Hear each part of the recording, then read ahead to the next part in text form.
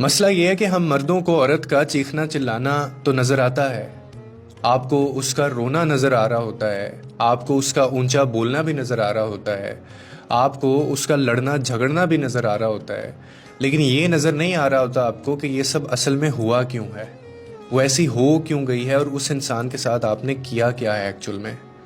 وہ چیخی اس لیے ہے کہ تم نے اس کی خاموشی کو نہیں سنا، اور وہ روئی اس لیے ہے کیونکہ تم نے شاید اس کو توڑا ہے، اور وہ جھگڑا اس لیے کرتی ہے، تڑپتی اس لیے ہے کیونکہ محبت میں وہ اکیلی لڑ رہی ہے، اور وہ اکیلے رشتے کو بچانا چاہتی ہے، اور تم اس کے اس ریاکشن کو کہتے ہو کہ وہ ڈرامے باز ہے یا ڈرامہ کرتی ہے وہ، لیکن تمہارے ایکشنز کا حساب کون دے گا؟ وہ نارمل لگتا ہے ہمیں۔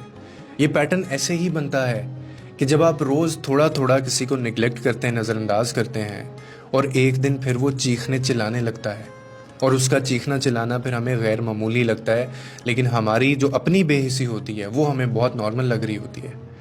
تو اسی لیے وہ ڈرامے باز نہیں ہے، وہ اس چیز کی عادی نہیں ہے، وہ تمہیں اور اس رشتے کو چاہتی ہے۔ اسی لیے ہمیشہ یاد رکھو کہ کسی عورت کی آواز اونچی ہونے سے پہلے اس کا دل بہت ٹوٹ چکا ہوتا ہے، اور اس کو پہلے سننا چاہیے۔ کسی عورت کے آنسو گرنے سے پہلے وہ کئی راتیں خاموشی میں رو چکی ہوتی ہے، ایک دم سے کچھ بھی نہیں ہوتا۔